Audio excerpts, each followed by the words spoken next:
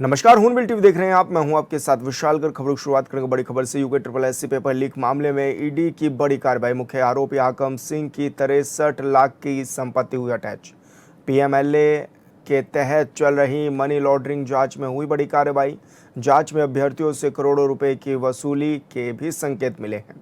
Attach संपत्तियों में चल और अचल दोनों तरह की संपत्तियां शामिल हैं। UK triple SC paper leak मामले में आर्थिक लेन देन की भी जांच जारी है। ये बड़ी खबर आप तक पहुंचा रहे हैं, जहां पर हाकम सिंह पर यह बड़ी कार्रवाई हुई है और जांच में अभ्यर्थियों से करोड़ों रुपए की अवैध वसूली के संकेत भी इस दौरान मिले हैं। अटैच संपत्तियों में चल अचल दोनों तरह की संपत्तियां शामिल हैं। और संवाददाता योगेश आर्य हमारे साथ फोन लाइन पर जुड़ गए हैं। योगेश, किस तरह की कार्रवाई की गई है हाकम सिंह के ऊपर? देखिए विशाल, जिस तरह से उत्तराखंड के चर्चित UK triple SC paper leak के मामले में ईडी ने बड़ी कार्रवाई की है और ऐसे में मुख्य आरोपी हाकम सिंह की 63.30 लाख मूल्य की संपत्ति है, स्थायी रूप से उसको अटैच भी किया गया है। यह कार्रवाई धन शोधन निवारण अधिनियम के तहत चल रही मनी लॉन्ड्रिंग जांच के अंतर्गत की गई है और ऐसे में देखें तो ईडी की जांच के सामने आया है कि व्यक्ति जो परीक्षा के चयन कराने के नाम पर अभ्यर्थियों से करोड़ रुपए की जो अवैध वसूली थी वो की गई थी और ऐसे में एजेंसी अब ये पता लगा रही है कि यह पैसा किन किन लोगों तक पहुंचा है, इसका इस्तेमाल जो है कहाँ हुआ है, किन कौन लोग इससे लाभान्वित हुए हैं, कहाँ तक ये पैसा पहुंचा है। और ईडी द्वारा जिन संपत्तियों को अटैच किया गया है उनमें चल अचल संपत्ति दोनों ही प्रकार की संपत्तियां जो है वो शामिल है और ये कार्रवाई जो है पहले से ही चल रही एसटीएफ और अन्य जो एजेंसियां थी उनकी जांच के आधार पर की दर्ज जो मनी लॉन्ड्रिंग का हिस्सा है और ऐसे में अब जो है पूरी तरह से इसमें आगे कार्रवाई जो है उनकी तरफ से और की जाएगी।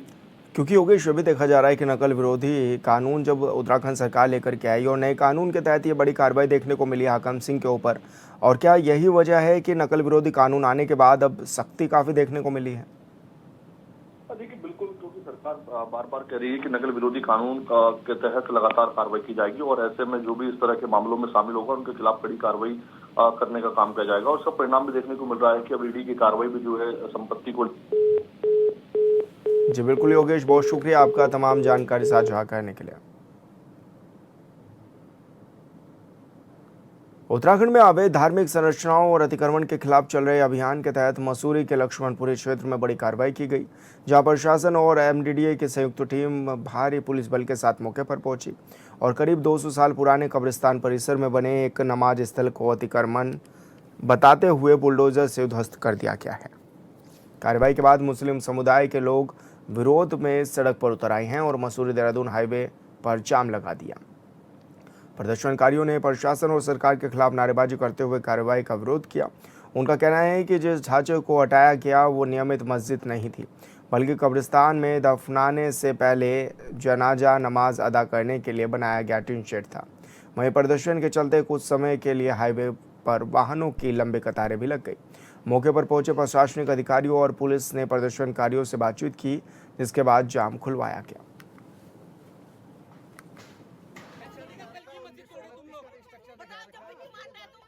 जैसा संज्ञान में हमें आया था कि वहाँ पे जो उक्त भूमि पे एक धार्मिक संरचना मज़ार या मस्जिद जैसी जो थी वो निर्मित की गई है, जिसकी कोई अनुमति नहीं है। इसके उपरांत जो वहाँ की कब्रिस्तान समिति है उनको लगभग 21 मई को नोटिस दिया गया था कि उसके संबंध में कोई भी वैध दस्तावेज उनकी भूमि या उस संरचना के अनुमति के संबंध में कोई दस्तावेज हो तो वो प्रस्तुत कर सकते हैं। हालांकि इतने समय बीत जाने के बाद भी कोई ठोस दस्तावेज प्रस्तुत नहीं किया गया। सारे डिपार्टमेंटों से उसकी जो भूमि की है उसकी जांच कराई गई। कैंटोनमेंट, नगर पालिका परिषद, रेवेन्यू और इसके अलावा जो वक्फ बोर्ड की ज़मीन है, वक्फ बोर्ड की भी टीम आई थी और उन्होंने भी सर्टिफाई किया कि ये वक्फ बोर्ड की लैंड नहीं थी।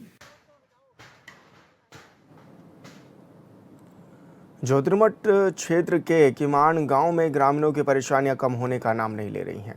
शनिवार देर रात हुई मूसलाधार बारिश के बाद गांव के ऊपर स्थित पहाड़ी से एक बार फिर भारी मात्रा में गाद, मलबा और बड़े बड़े बोल्डर बहकर आए हैं। मलबे का बहाव 3 अलग अलग धाराओं में बटकर गांव के ऊपर नालों का रूप ले चुका है, जिसके से पूरे गांव में दहशत का माहौल बन गया है। ग्राम प्रधान शशि देवी ने बताया कि बिजली आपूर्ति ठप होने के बावजूद ग्रामीणों ने सोलर लाइट की रोशनी में पूरी रात जग कर काटी है।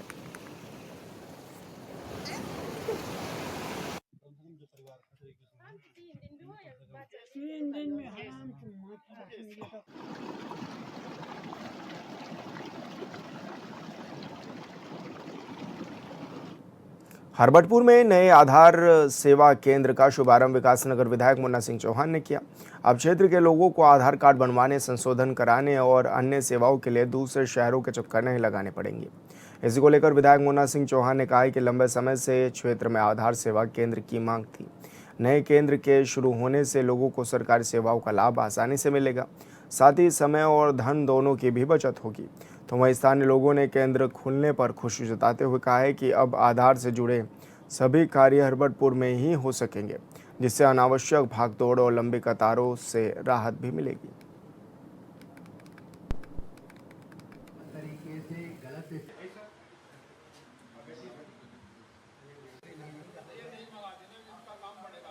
नहीं, आधार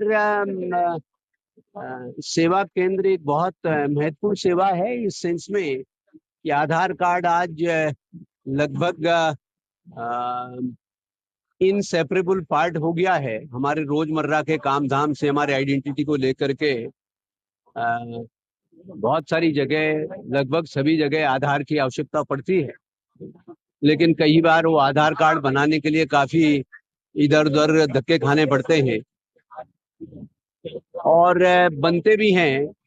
तो जहां पर आधार सेवा केंद्र होते हैं, बहुत सारी जगह क्या होता है कि वहां पे एम्यूनिटीज नहीं होती है, सुविधाएं नहीं होती है।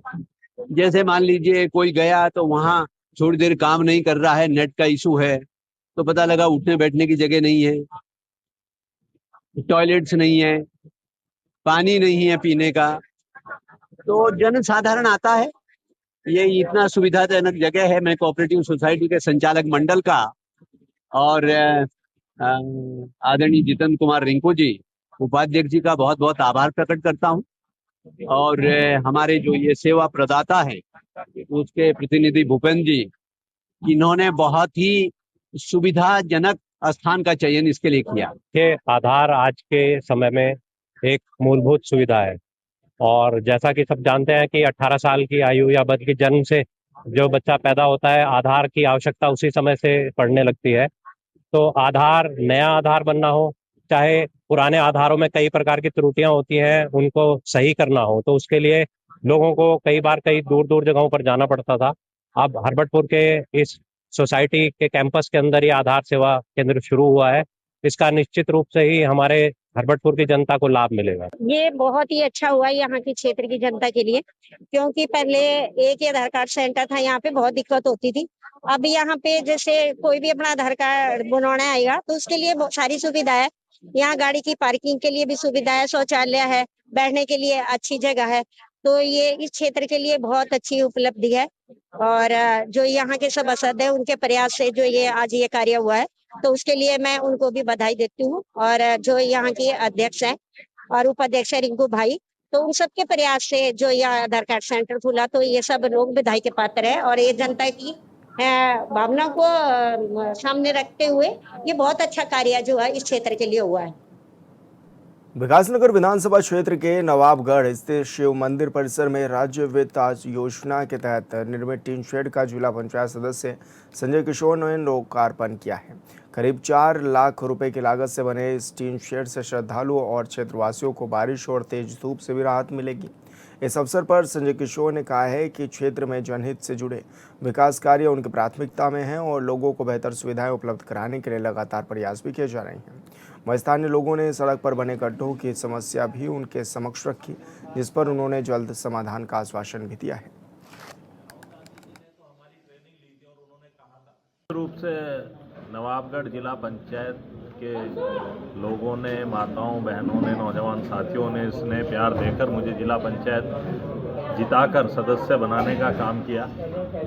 मैं लगातार जिला पंचायत क्षेत्र में जिला पंचायत के द्वारा कार्य किए जा रहे हैं। तो कल जब 1 साल पूरा हो गया तो हमारे वरिष्ठ जनों ने कहा कि आपने टीन शेड भी बनवाया है और आपका जो है आप वहाँ पे आकर सब लोगों से मुलाकात करेंगे और 1 साल पूरे होने की बधाई भी दी। तो आज टीन शेड का यहाँ पर मंदिर के इस प्रांगण में उद्घाटन किया है, जहाँ पर सभी लोग उपस्थित हुए हैं। मेरी कोशिश है कि जिला पंचायत के पूरे क्षेत्र में भीमावाला, वाटरटेल, चिरंजीपुर और नवाबगढ़, डाक पत्थर, जीवनगढ़, हर जगह जिला पंचायत से जो भी कार्य ज़रूरत के होंगे, विकास के कार्य होंगे, वो लगातार किए जाएंगे। सर जी का धन्यवाद करते हैं, इन्होंने यहाँ पे खूब अच्छा टीम सेट डाला है, हम इनका दिल से धन्यवाद करते हैं। आगे भी हमें किसी और चीज़ की ज़रूरत पड़ी तो हम उनसे बात करेंगे इस चीज़ के लिए। उनका दिल से धन्यवाद करता है जिला पंचायत सदस्य जी का। खबरों में आगे बढ़ेंगे। हल्द्वानी में गौ संरक्षण की मांग को लेकर करणी सेना और गौ रक्षकों ने प्रदर्शन किया। करणी सेना युवा शक्ति के प्रदेश अध्यक्ष योगेंद्र राणा के नेतृत्व में आयोजित प्रदर्शन में गौवंश के संरक्षण के लिए प्रभावी नीति बनाने और गौ माता को राष्ट्र पशु घोषित करने की मांग उठाई गई। प्रदर्शनकारियों का कहना है कि प्रदेश में निराश्रित गौवंश की स्थिति चिंताजनक है और सड़कों पर घूम रहे गौवंश के कारण दुर्घटनाओं का खतरा भी बढ़ रहा है। उन्होंने सरकार से गौवंश के संरक्षण और बेहतर प्रबंधन के लिए ठोस कदम उठाने की भी अपील की है। इसके साथ ही योगेंद्र राणा ने प्रदेश भर के गौ प्रेमियों से भी इस अभियान से जुड़ने का आह्वान किया और इस दौरान जन समर्थन के माध्यम से सरकार तक उनकी मांग भी पहुंचाई जाएगी।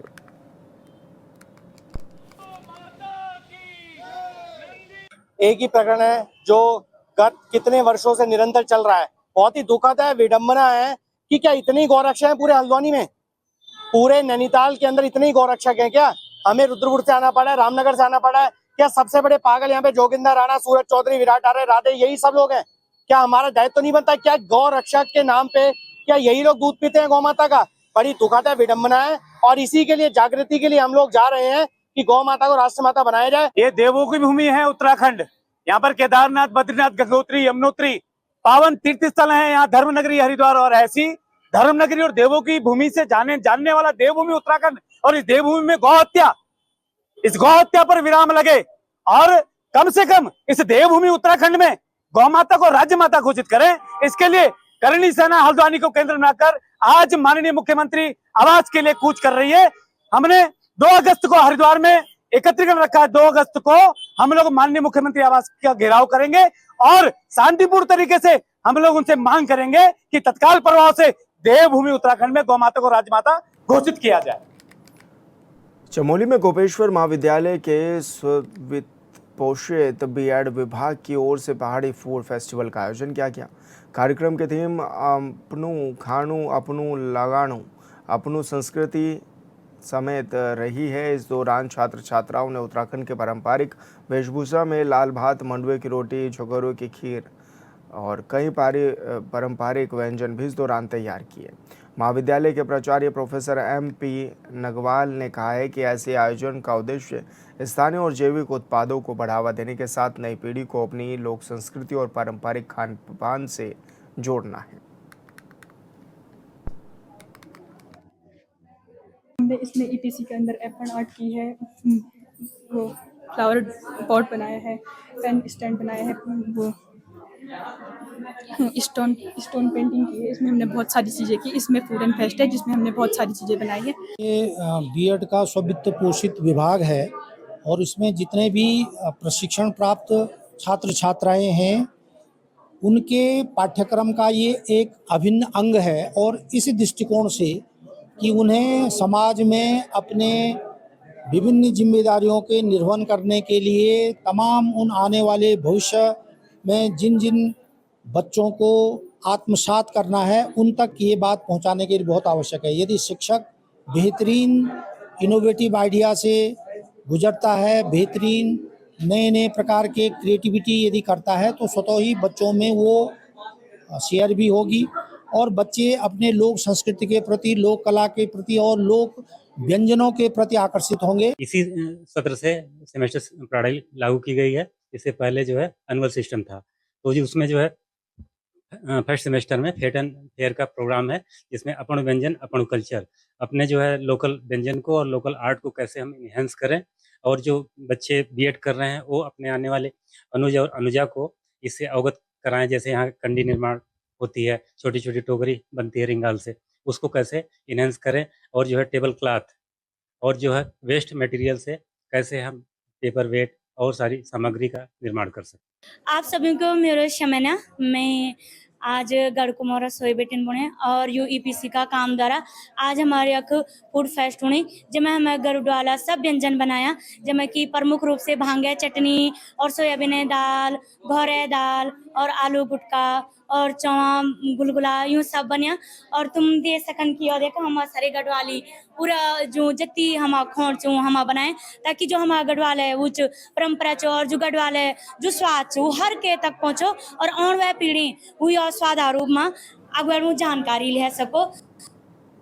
उत्तराखंड की रहने वाली भारतीय महिला जुडोको का उन्नति शर्मा ने ग्लासगो राष्ट्रमंडल खेलों में शानदार प्रदर्शन करते हुए कांस्य पदक जो है अपने नाम किया है। जुडोका उन्नति शर्मा ने महिला 63 किलोग्राम वर्ग में कांस्य पदक जीता। उन्नति ने कांस्य पदक मुकाबले में दक्षिण अफ्रीका की स्काई कोनस्टर को हराया है। उन्नति ने शानदार तकनीकी का प्रदर्शन करते हुए अपने पैर से स्काई का संतुलन बिगाड़ा और फिर उन्हें पीठ के बल उठाकर पटककर एम्पोनल हासिल किया है। मुकाबला मैच 1 मिनट 7 सेकंड में ख़त्म कर दिया गया। जूडो में स्पॉन सबसे बड़ा स्कोर होता है और इसके साथ ही मुकाबला तुरंत समाप्त भी हो जाता है।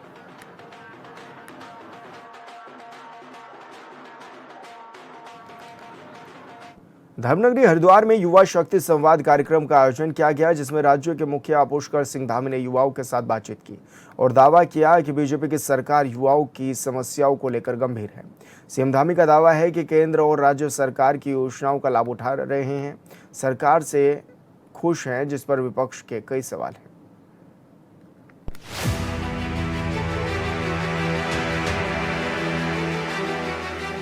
उत्तराखंड में करीब 17 लाख युवा मतदाता हैं, जो कुल वोटरों का लगभग 21% है। हाल ही के दिनों में पेपर लीक के मुद्दे पर युवाओं का गुस्सा सड़कों पर दिखाई दिया। विरोध प्रदर्शन, पुलिस लाठीचार्ज और उसके बाद बड़ा आक्रोश राजनीतिक बहस का विषय बना। इसी बीच प्रधानमंत्री नरेंद्र मोदी ने सोशल मीडिया के जरिए युवाओं का जिक्र किया और अब हरिद्वार में आयोजित युवा शक्ति संवाद कार्यक्रम में मुख्यमंत्री पुष्कर सिंह धामी ने युवाओं को सरकार की प्राथमिकता बताते हुए कई योजनाओं का उल्लेख किया। पूरी दुनिया भारत की ओर देख रही है। उसका सबसे बड़ा कारण है भारत पूरी दुनिया का डिविडेंड डेमोग्राफी का सबसे अग्रणी पंक्ति का राष्ट्र है, जहां आज 65% से अधिक आबादी हमारी 42 वर्ष से कम के लोगों की है, यानी कि युवाओं की है। इतनी बड़ी संख्या दुनिया के किसी देश में नहीं है और यही हमारी सबसे बड़ी ताकत है। मैं हमेशा कहता हूं कि हमारे युवा भारत का वर्तमान भी हैं और भारत का भविष्य भी हैं। बीते दिनों पेपर लीक के मुद्दे पर युवाओं का गुस्सा खुलकर सामने आया। देश भर में युवा विरोध प्रदर्शन के दौरान पुलिस की कार्रवाई और लाठीचार्ज की घटनाओं ने माहौल को और गर्मा दिया। विपक्ष ने इससे युवाओं की आवाज को दबाने का आरोप लगाया, जबकि सरकार ने कानून व्यवस्था बनाए रखने की बात कही। इस पूरे घटनाक्रम ने युवाओं के रोजगार और भर्ती प्रक्रिया को लेकर चिंता को और गहरा कर दिया। अब पीएम मोदी सोशल मीडिया पर पीएम मोदी संदेश दे रहे हैं, तो वहीं दूसरी तरफ युवा शक्ति संवाद कार्यक्रम में बीजेपी के दिग्गज नेता उपलब्धियां गिना रहे हैं। उत्तराखंड के मुख्यमंत्री ने युवाओं के साथ संवाद कार्यक्रम में कहा कि युवाओं की समस्याओं को लेकर बीजेपी की सरकार गंभीर है। राज्य के हजारों लोगों को पारदर्शिता के साथ नौकरियां दी गई हैं। युवाओं के लिए सरकार कई तरह की योजनाएं चला रही है, जिससे देश भर के युवाओं को फायदा हो रहा है। हरिद्वार में आयोजित युवा शक्ति संवाद कार्यक्रम में मुख्यमंत्री पुष्कर सिंह धामी ने कहा कि राज्य सरकार युवाओं के लिए रोजगार, स्वरोजगार, स्टार्टअप, कौशल विकास और विभिन्न कल्याणकारी योजनाओं पर लगातार काम कर रही है। एक ओर हमारी नीति स्पष्ट है, नियत साफ है। दूसरी ओर वे लोग हैं जिन्होंने कई दशकों तक इस देश पर राज किया है। इन लोगों ने वर्षों तक सत्ता में रहकर केवल युवाओं के सामने घोटाले, भ्रष्टाचार और खोखले वादे प्रस्तुत किए। ये लोग आज किस मुंह से युवाओं के हितों की बात करते हैं? मैं उन लोगों से पूछना चाहता हूं कि जब उत्तराखंड का युवा रोजगार के लिए दर दर भटक रहा था, जब हमारे राज्य के अनेक स्थान सीमांत क्षेत्रों के हों, चाहे पर्वतीय क्षेत्रों के हों या मैदानी क्षेत्रों के हों, वो खाली हो रहे थे, नौजवान पलायन करने पर मजबूर हो रहे थे, तब ये लोग कहां थे? ये प्रश्न मेरे मन में आता है साथियों। इनके शासनकाल में सरकारी नौकरियों की नियुक्तियां धांधली और सिफारिशों की भेंट चढ़ जाती थी। पेपर लीक पर लीक होते थे। अभी एक पार्टी के युवराज देहरादून में आए थे और वो झूठ बोल रहे थे वहां। वो कह रहे थे पूरे देश में नकल करने वालों पर या नकल माफियाओं पर कोई कार्रवाई नहीं हुई। साथियों, मैं बताना चाहता हूं कि हमारे उत्तराखंड में 100 से ज्यादा नकल माफियाओं को जेल की सलाखों के पीछे भेजने का काम हमारी सरकार ने किया है। ये कोई मेरा अनऑफिशियल वर्जन नहीं है, यह ऑफिशियल वर्जन है। मुख्यमंत्री ने कहा कि प्रधानमंत्री नरेंद्र मोदी को देश की सबसे बड़ी ताकत मानते हैं और उनका भविष्य सुरक्षित करना सरकार की सर्वोच्च प्राथमिकता है। सरकार का दावा है कि युवाओं को रोजगार, प्रशिक्षण और उद्यमिता से जोड़ने के लिए कई योजनाएं संचालित की जा रही हैं, जिनका लाभ बड़ी संख्या में युवा उठा रहे हैं। इसके साथ ही सीएम धामी ने विपक्ष को निशाने पर लिया। सीएम धामी ने कहा कि पहले की सरकार में भर्तियों में धांधली होती थी, पैसे से नौकरियां मिलती थी, लेकिन आज बीजेपी की सरकार में उत्तराखंड में 100 से ज्यादा नकल माफियाओं को जेल भेजा गया है। विपक्ष का कहना है कि केवल घोषणाओं से काम नहीं चलेगा, युवाओं को पारदर्शी भर्ती, समय पर नियुक्तियां और स्थायी रोजगार चाहिए। बीजेपी के दावों पर विपक्ष ने कहा कि बीजेपी की सरकार में युवाओं का भविष्य खराब हो रहा है। यही वजह है कि मोदी सरकार के खिलाफ पूरे देश भर में युवाओं ने विरोध प्रदर्शन किया और सरकार की नीतियों पर सवाल उठाए। विपक्ष का कहना है कि उत्तराखंड और देश के युवा समझ चुके हैं कि बीजेपी की सरकार में ना तो नौकरी मिलेगी और ना ही रोजगार। बखान तो पुष्कर सिंह धामी जी ऐसे कर रहे हैं जैसे कि एक वीडियो डाल करके प्रधानमंत्री जी ने कितना बड़ा कार्य कर दिया। वो तो एक ड्रामा कर रहे थे और फिर से एक इमोशनल ड्रामा कि मुझे गाली दी और मेरी माता को गाली दी, मैं माफ कर देता हूँ। आप देश के युवाओं को मूर्ख बनाने का कार्य कर रहे हैं। और फिलहाल इस बुलेटिन में मेरे साथ इतना ही। आप देखते रहिए हॉर्नबिल टीवी। नमस्कार।